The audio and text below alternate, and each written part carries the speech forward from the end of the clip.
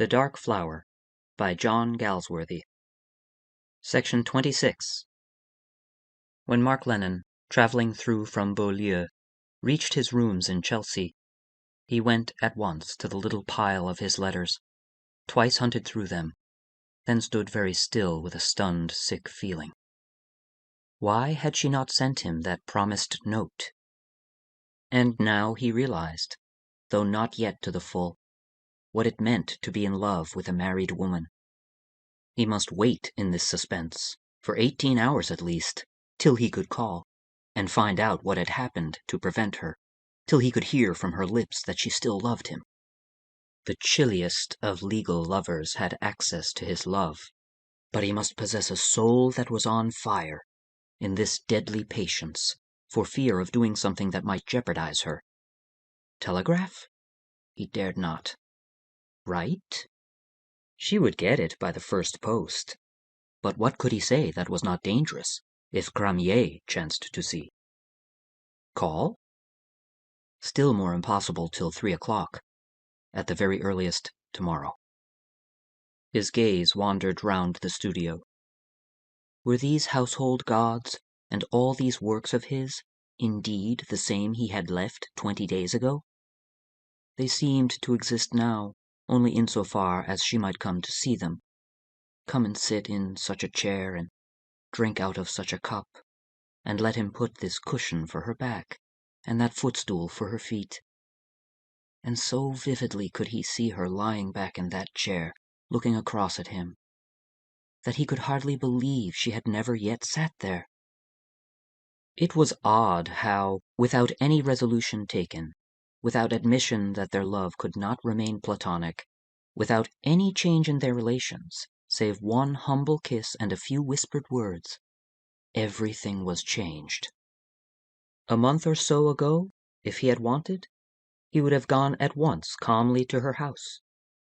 It would have seemed harmless, and quite natural. Now it was impossible to do openly the least thing that strict convention did not find desirable. Sooner or later they would find him stepping over convention, and take him for what he was not, a real lover.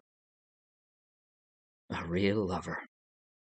He knelt down before the empty chair and stretched out his arms. No substance, no warmth, no fragrance, nothing. Longing that passed through the air, as the wind through grass. He went to the little round window which overlooked the river.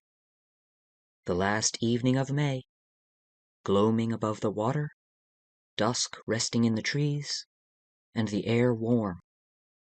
Better to be out, and moving in the night, out in the ebb and flow of things, among others whose hearts were beating, than stay in this place that without her was so cold and meaningless.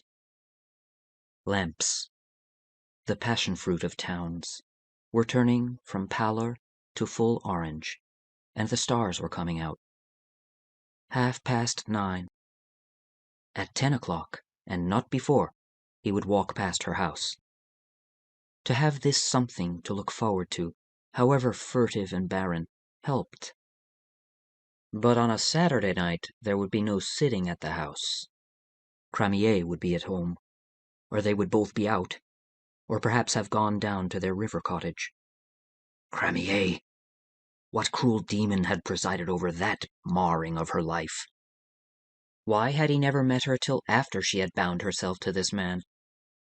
From a negative contempt for one who was either not sensitive enough to recognize that his marriage was a failure, or not chivalrous enough to make that failure bear as little hardly as possible on his wife, he had come already to jealous hatred as of a monster. To be face to face with Cramier in a mortal conflict could alone have satisfied his feeling. Yet he was a young man by nature, gentle. His heart beat desperately as he approached that street. One of those little old streets, so beautiful, that belonged to a vanished London. It was very narrow, there was no shelter, and he thought confusedly of what he could say, if met in this remote backwater that led nowhere. He would tell some lie, no doubt. Lies would now be his daily business. Lies and hatred. those violent things of life, would come to seem quite natural in the violence of his love. He stood a moment hesitating by the rails of the old church. Black, white-veined, with shadowy summits in that half-darkness, it was like some gigantic vision.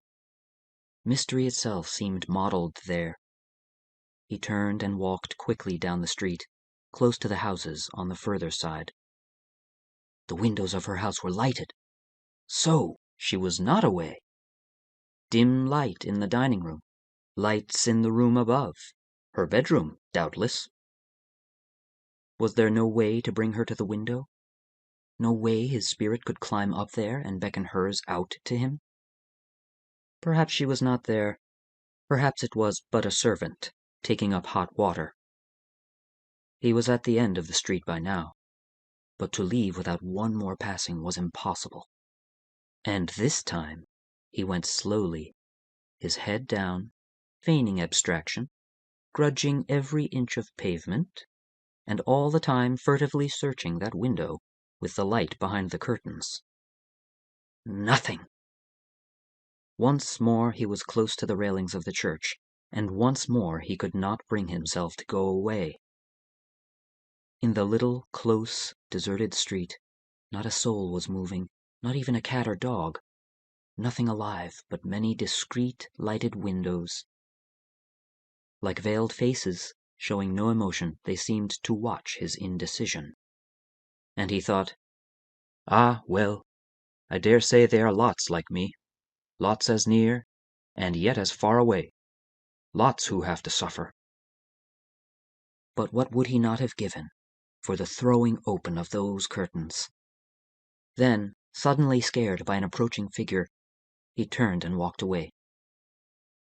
End of section 26.